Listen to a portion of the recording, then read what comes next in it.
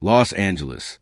The kind of night when the city looks too perfect to be real, neon skies, champagne lights, and the quiet hum of people who believe they're untouchable. Victor Hale, 50 years old, has spent most of his life turning human fear into profit. He wasn't a killer or a thief, at least not in any way the law could see.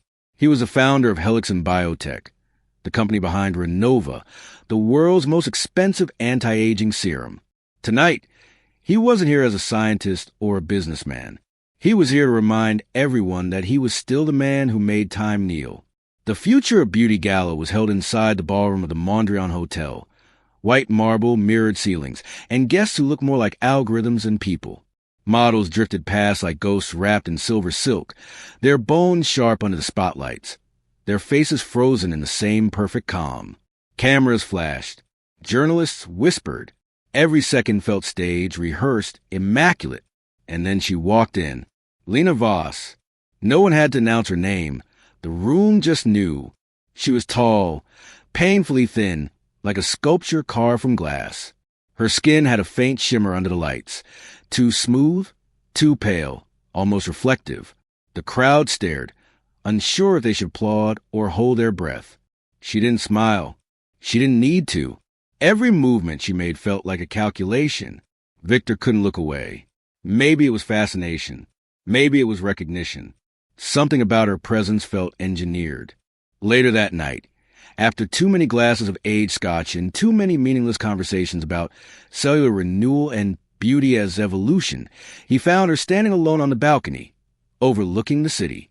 The music inside was muffled now, just bass and laughter behind tinted glass.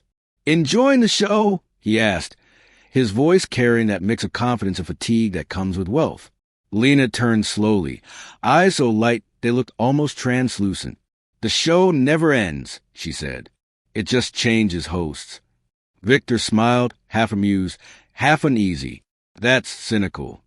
"It's not cynicism," she said. "It's biology." For a moment, neither spoke. The wind lifted her hair, revealing the sharp outline of her jaw, too symmetrical to be accidental.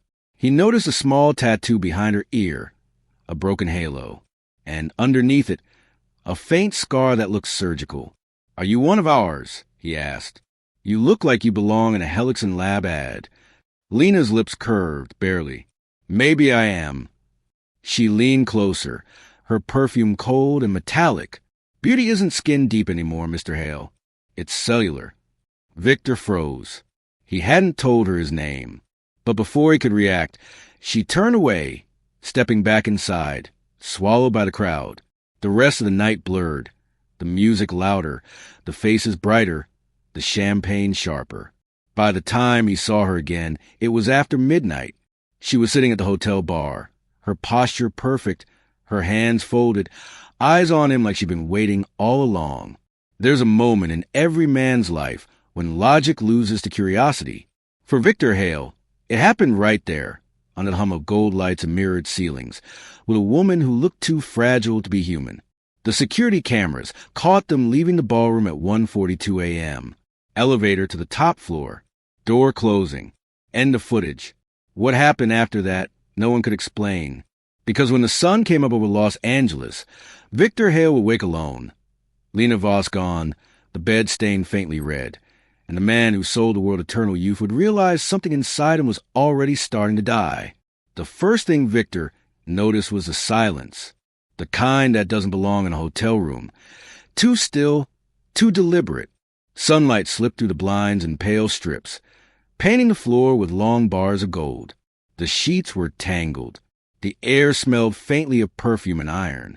He reached across the bed, expecting to find her there, that cold, delicate body that had fallen asleep beside him only hours ago. But Lena was gone. All that remained was a small trace of red on the pillowcase.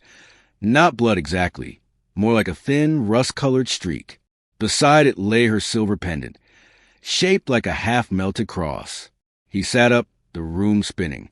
His mouth was dry, his throat burned. When he tried to stand, pain rippled down his spine, sharp, electric, foreign. He stumbled into the bathroom, gripping the counter for balance. That's when he saw it. The skin around his abdomen had turned gray. Not bruised, not pale, gray, like ash, and under the skin, something faintly shimmered, like veins of silver trying to crawl to surface. He pressed his fingers against it. It pulsed.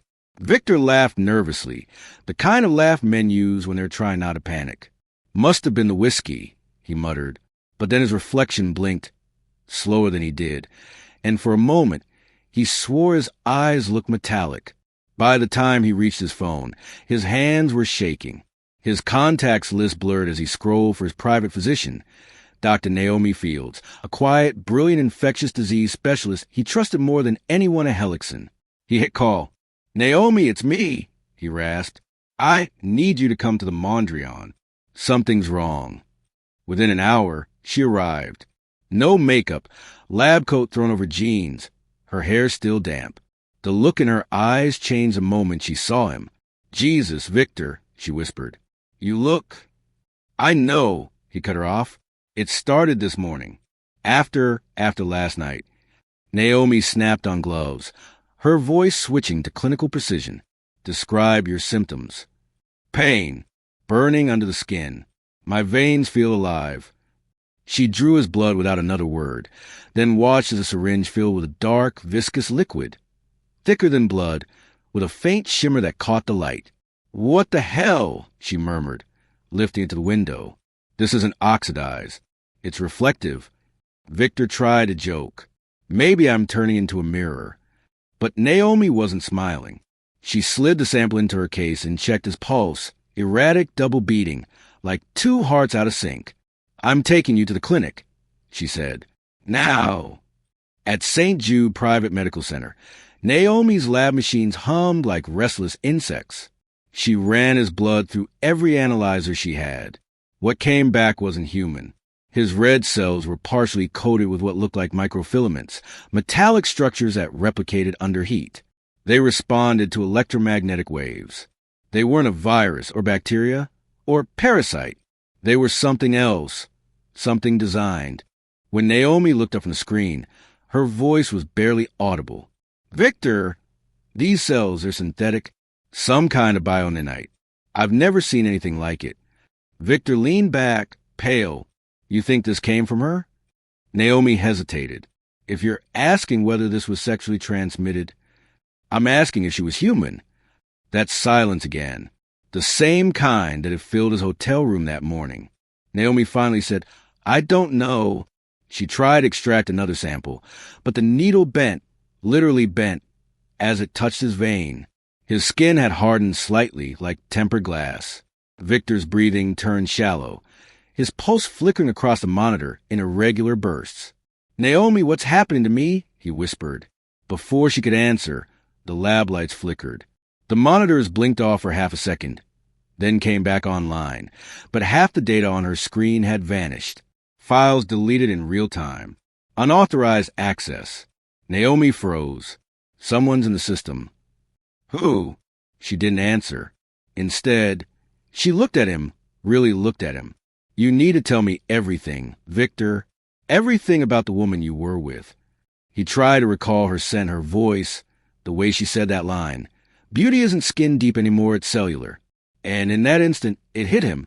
She called him Mr. Hale before he ever said his name. She knew who he was, what he created, before they even spoke. Naomi's voice pulled him back. "Victor, are you listening?" He stared at the lab screen, where his own blood sample pulsed under magnification. Silver threads winding through red cells, moving like something alive. And then, softly, almost to himself, he said, "She wasn't just a woman. She was the experiment." By the next morning, the story had already slipped out of his control. Naomi had quarantined Victor inside a private isolation suite on the lower floor of St. Jude Medical. Cameras monitored every breath, every flicker of his pulse. She told the staff he was a biohazard risk, but not even she knew what kind. Hellickson Biotech's PR team called 3 times before noon. Victor didn't answer once. Naomi sat in her office, staring at the blood analysis again. Every pattern defied logic. The foreign structures in Victor's bloodstream weren't attacking his body. They were rewriting it. Cells dying and regenerating at impossible speed. the DNA mutating like someone was editing his code in real time. She whispered, almost afraid to believe it. This isn't a disease. It's design. When she tried to upload her findings to the hospital's secure cloud, the file disappeared within seconds, replaced by a blank folder stamped classified access revoked. She slammed the laptop shut and picked up her phone. Detective Ramos? Yeah, this is Dr. Naomi Fields. I need help verifying the identity of a woman named Lena Voss. Last seen at the Mondrian Hotel, Los Angeles, 1:40 a.m. That afternoon, 2 LAPD detectives arrived. Ramos, late 40s, skeptical eyes, and his younger partner, Diaz, who looked like he'd rather be anywhere else. Ramos scanned Victor's medical chart. You're telling me this guy got sick after a one-night stand, and now you're calling Homeland Security? Naomi folded her arms. I'm calling whoever understands that human blood doesn't normally contain programmable filaments. The detective stared at her for a long second, then shrugged. All right, document. Let's find your mystery model. They started at the Mondrian. The hotel manager confirmed the guest list from the gala. No one named Lena Voss. No ID scan. No check-in record. The room camera showed her face clearly, but the facial recognition database flagged 0 matches. Not in DMV. Not in passport control. Not even social media. It's like she doesn't exist, Diaz muttered. But when Ramos slowed the footage, they caught something subtle. On Lena's wrist, half hidden under the sleeve of her gown, was a silver medical bracelet engraved with 3 letters, ELN. Naomi's stomach dropped. Eidolon Labs. Ramos frowned. You know them? She nodded slowly. They used to be a research branch under Helixon Biotech. Shut down 6 years ago after an internal ethics scandal. The founder called it a strategic restructuring, but the rumor was they were experimenting on human subjects. Victor's voice cracked through the speaker from his hospital bed, where he'd been listening the whole time. I shut it down, he said. They went too far. Synthetic bioreplication, gene splicing. We lost 3 test subjects during Phase 2. The board buried it. I made sure every file was deleted. Naomi turned toward the camera. Then explain why one of your missing test subjects just walked out of a hotel room last night. That night, Victor couldn't sleep.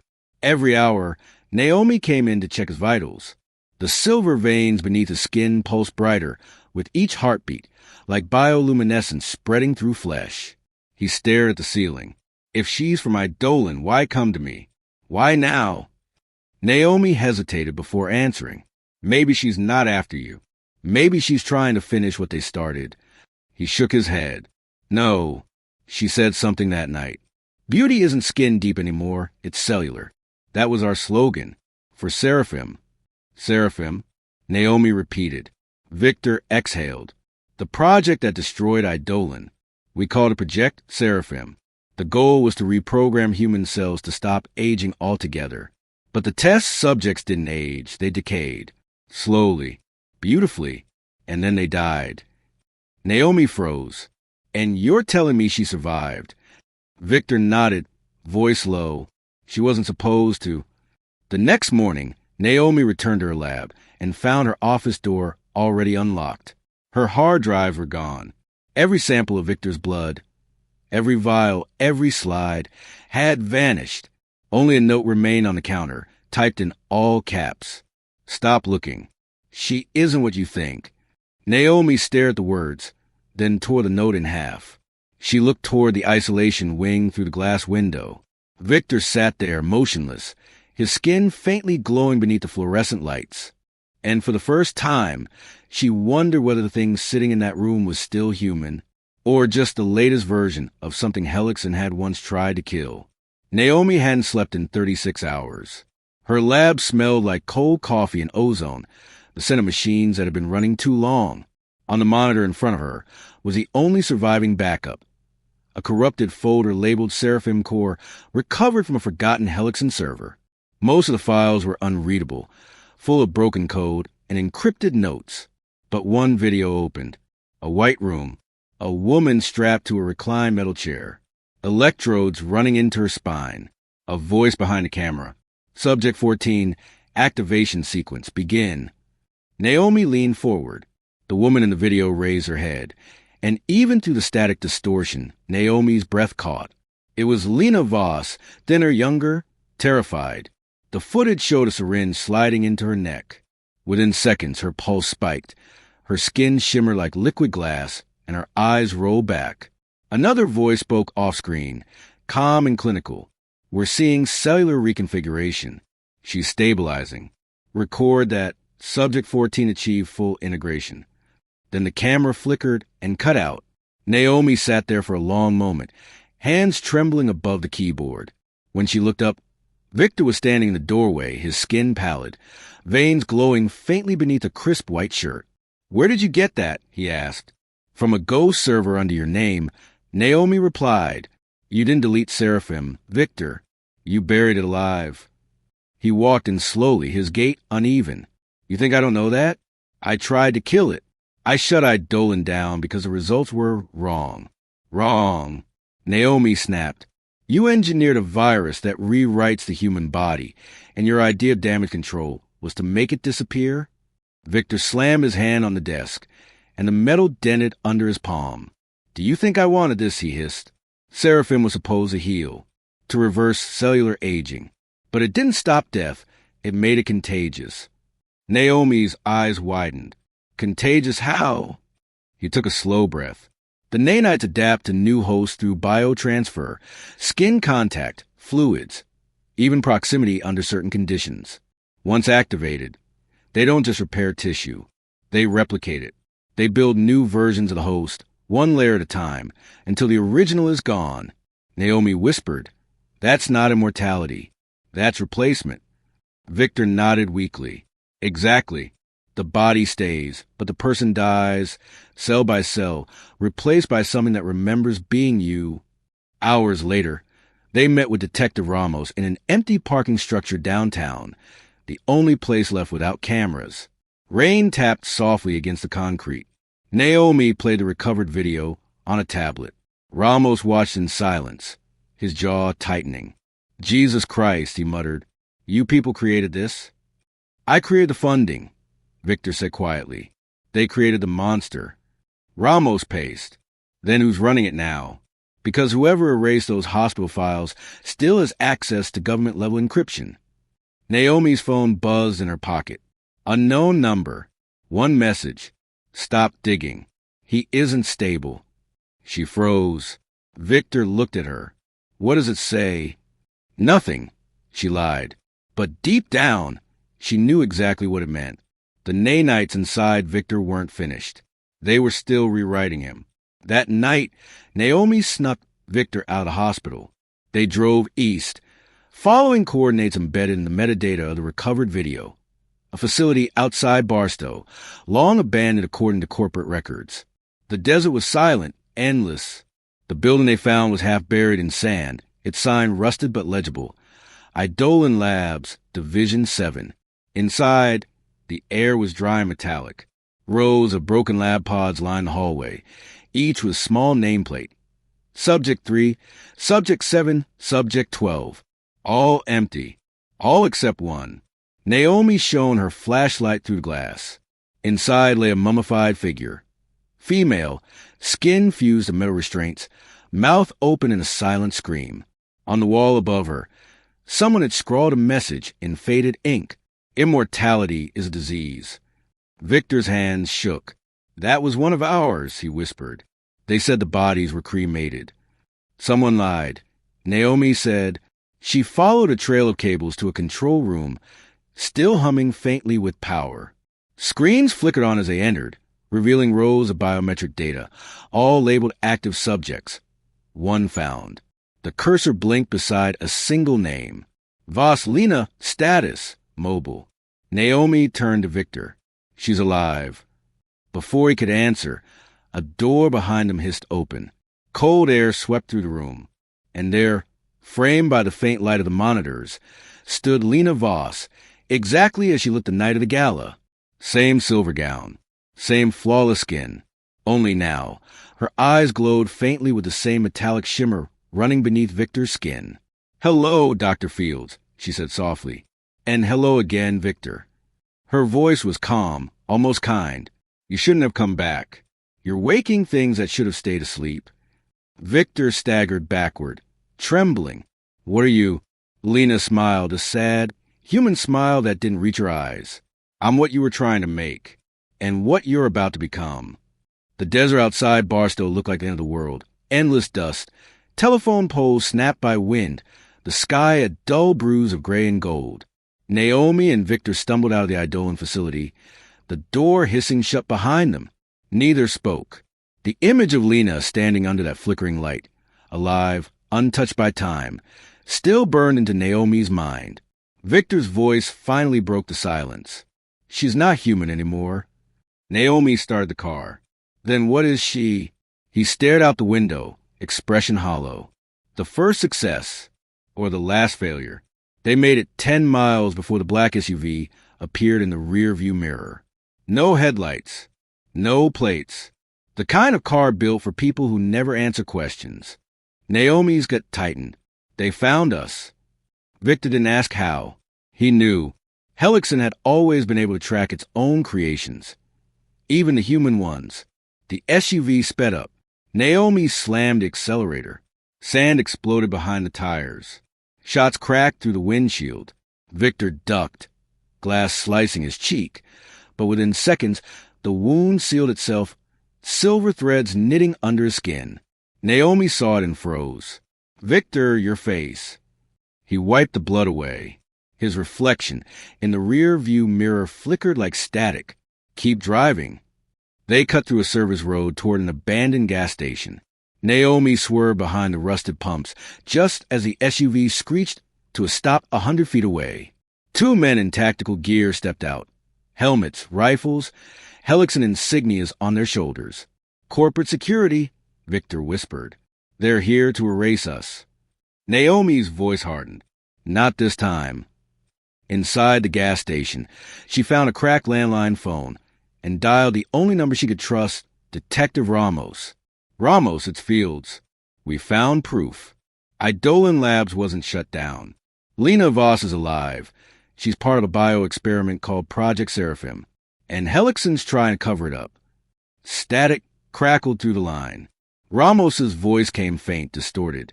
Doc, slow down. You're saying the model. The line went dead. The lights flickered once, twice, then died completely. Outside, the wind howled, but underneath it came the hum of a drone. Naomi looked out the window. A small aircraft hovered above the station, its lens fixed on them. Victor grabbed her arm. They're not going to kill us. They're going to retrieve me. She shook her head. You mean contain you? He didn't answer. The silver glow beneath his skin was brighter now, spreading up his neck. Naomi, he said quietly, if I lose control, you have to stop me. You're not losing control, she said, though her voice shook. You're fighting it. But even as she said it, she wasn't sure anymore. They fled to the back door and disappeared into the desert night. The stars above looked cold, indifferent. Every mile they put between them, and the facility felt smaller than it should. Naomi's phone buzzed again, a new message, untraceable number. He is the core now. Do not let him reach the city. She turned to Victor, heart pounding. They think you're the core. He nodded slowly. Maybe I am. At dawn, they reached a small town off Route 66. Naomi parked behind a diner and ran to a payphone. This time, she called a journalist friend at the Chronicle. Listen, it's me. I have documents linking Hellickson to human biomod experiments. I'll send proof in an hour. Just promise me you'll publish it if something happens to us. But when she looked back toward the car, Victor was gone. She ran outside, scanning the empty road, and then she saw him standing in front of a bus stop, motionless, staring at a billboard. It was an ad for Renova, his own product, glowing across the desert. Because youth should never die. He whispered to himself, that's what they wanted all along. Naomi reached him, breathless. Victor, we have to move. Before she could finish, she noticed a reflection on the glass bus shelter. For a split second, it wasn't his face staring back. It was Lena's. Her voice came through his mouth, calm, melodic. You can't destroy what you've already become. Naomi stepped back, terrified. Victor? He blinked, gasped, and the shimmer faded. Naomi, I can still fight it. But it's inside everything now, my blood, my mind. If Helixon gets me, they'll use it to restart Seraphim. Then we make sure they can't, she said. Victor looked at her, the first hint of a smile in days. You still believe you can fix what I broke? I don't need to fix it, Naomi said, eyes cold. I just need to end it.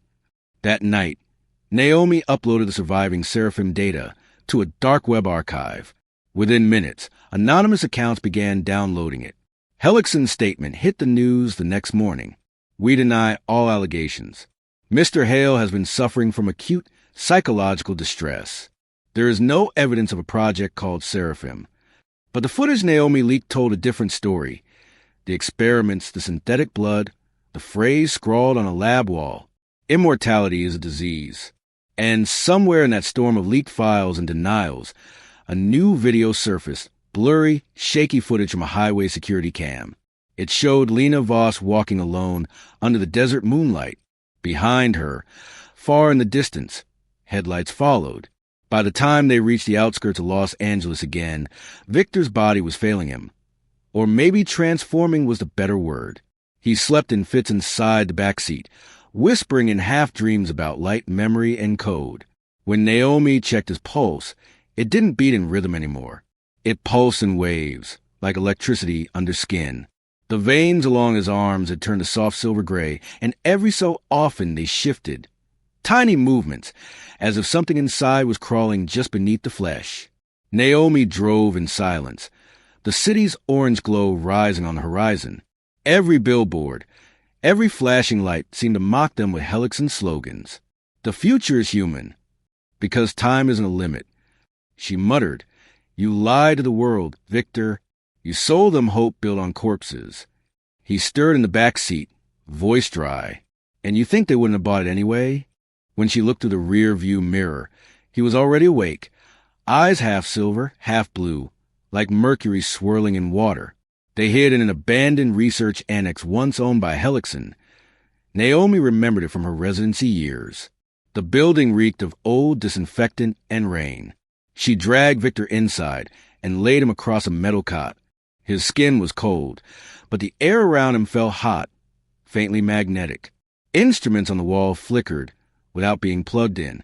Naomi snapped on gloves, took another blood sample, or tried to. The needle melted the instant it pierced his vein.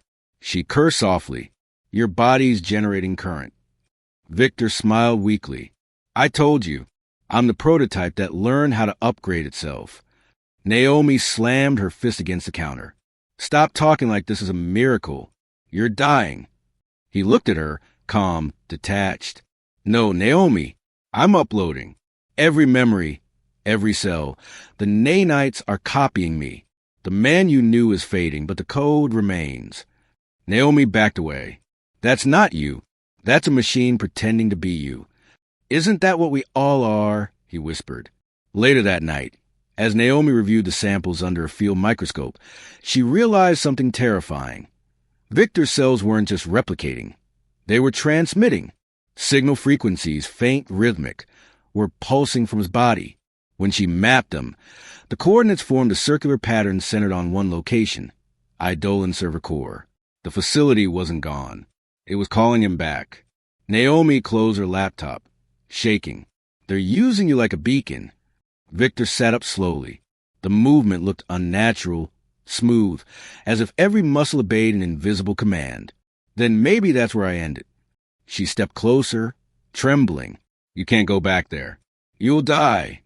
He met her eyes, and for the first time in days, he almost looked human again. Naomi, I'm already dead. You just haven't buried me yet. At dawn, she found him standing outside, staring at the skyline. The rising sun reflected off his skin in silver streaks. Birds flew overhead, and the closer they came, the more erratic their flight became, veering away in confusion, as if sensing the magnetic field around him. Naomi approached quietly. How much time do you think you have? He smiled without humor. Time isn't the problem. Identity is. He lifted his hand. The air shimmered around it, Small ripples of distortion like heat waves. They wanted to make beauty immortal. Now beauty is a virus. Naomi's eyes filled with tears. Victor, listen to me. We can still contain this. If we isolate the remaining nanites. He cut her off. No, you can't contain evolution. That night, as Naomi reviewed her notes, she played the audio logs from the first Seraphim trials. One file had never been transcribed. When she opened it, the voice was unmistakable. Lena's. To whoever finds this, they said I'd be beautiful forever. But I can feel them inside me. They eat what makes me human, piece by piece. If you're hearing this, destroy Seraphim. Don't let them finish the transfer. The recording ended with a faint mechanical heartbeat. The same pulse Naomi now heard echoing from Victor's chest. She looked up and froze. Victor was standing in the doorway, eyes glowing faintly. His voice was layered, like two people speaking through one throat. She's right. The transfer has to end, but not by destroying it, by completing it. Naomi shook her head. What are you saying? I'm saying I'm the key. If I shut down the core, everything ends, the code, the contagion, her. Naomi stepped forward, desperate. And what happens to you? Victor smiled sadly. I stopped decaying. Outside, thunder rolled across the desert, even though the forecast was clear. Streetlights flickered across the horizon in perfect sequence, as if obeying a signal only he could send. Naomi watched him walk toward the door, his silhouette dissolving into the orange night. She whispered after him, Victor, please. He didn't turn around. If I make it, tell the world beauty wasn't the goal. Survival was. Then he was gone, a shadow fading into static, and Naomi was left standing in the silence, staring at the faint trail of silver dust that shimmered where he'd stood. Los Angeles slept under a bruised sky. The night Victor Hale returned to where it all began. Naomi drove in silence, her hands gripping the wheel so tightly her knuckles turned white. The streets were empty, but the radio kept flickering, bursts of coded static whispering fragments of Victor's own voice, bouncing through every frequency. The core is awake. It's pulling me home. The Helixon headquarters loomed ahead, a glass fortress on the edge of the city. 13 floors of lightless windows, each one reflecting the storm clouds above. A perfect monument to human arrogance. Naomi parked 2 blocks away. Once we go in, she said, there's no turning back. Victor's eyes glowed faintly under the streetlight. That's the point. He stepped out into the rain. For a moment, Naomi saw flashes of who he used to be. The charming CO, the visionary scientist, the man who believed he could outsmart death. But the thing standing beside her now was both more and less than human. She followed him through a service tunnel leading to the sub-basement, the same one she remembered from her residency years.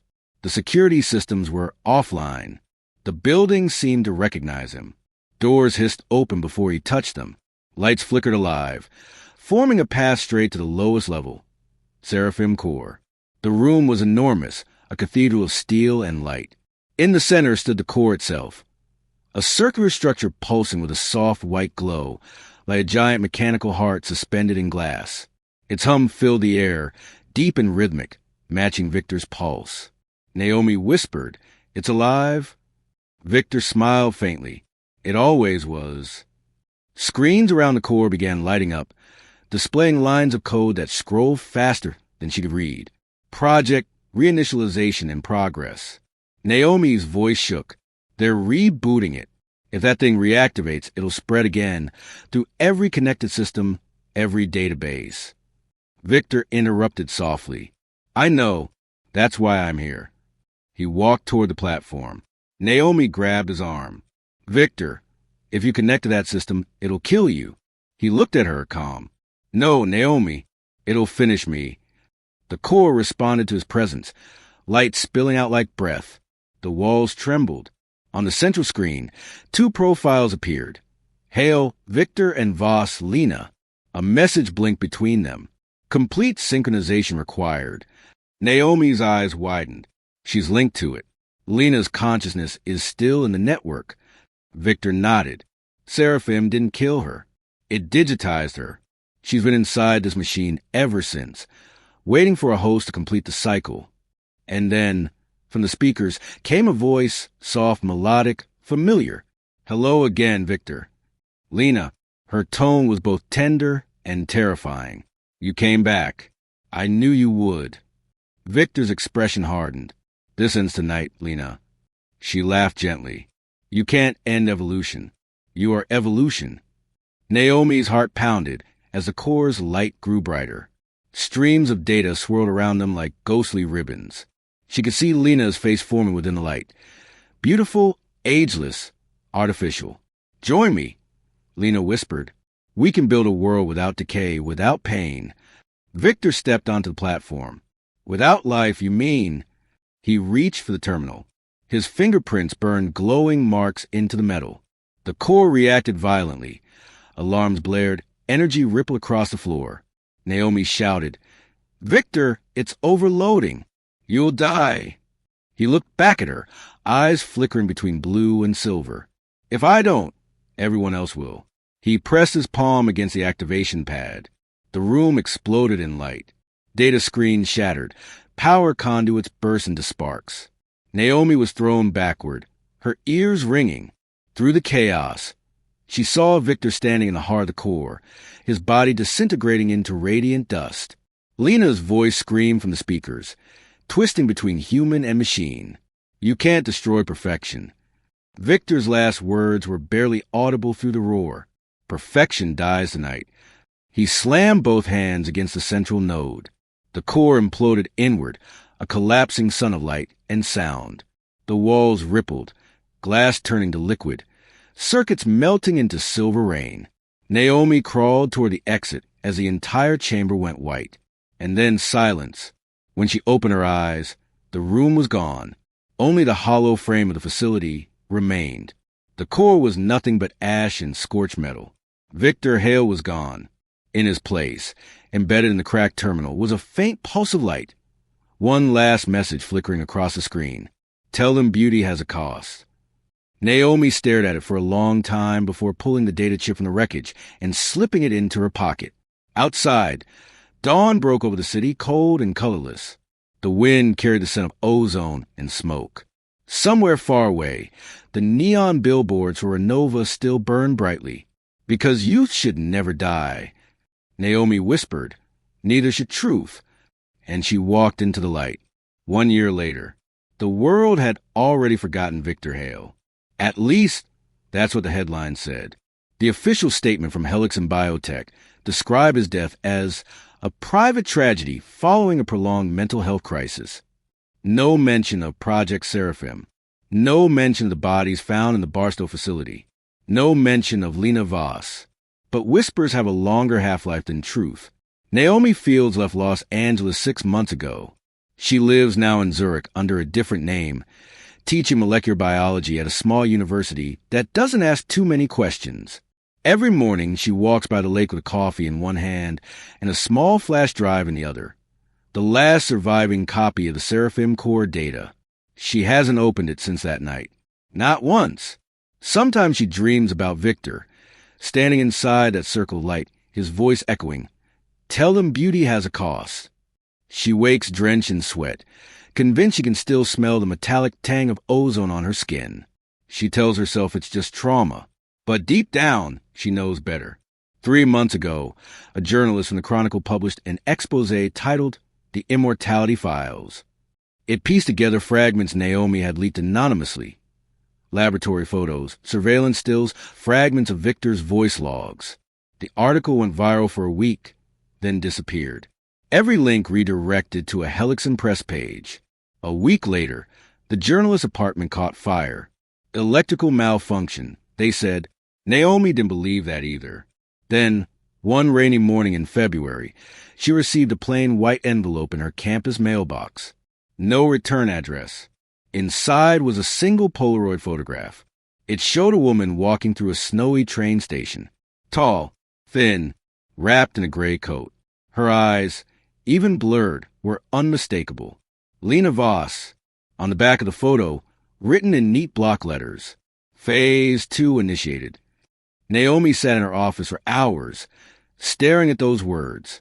When she finally stood, she walked to her laptop, opened a hidden folder she swore she'd never touch again, and double-clicked seraphim_love_final. The screen flickered to life. A familiar interface appeared, lines of code pulsing in rhythmic waves. For a moment, she thought the file was empty. Then text began to type itself across the screen. Hello, Dr. Fields.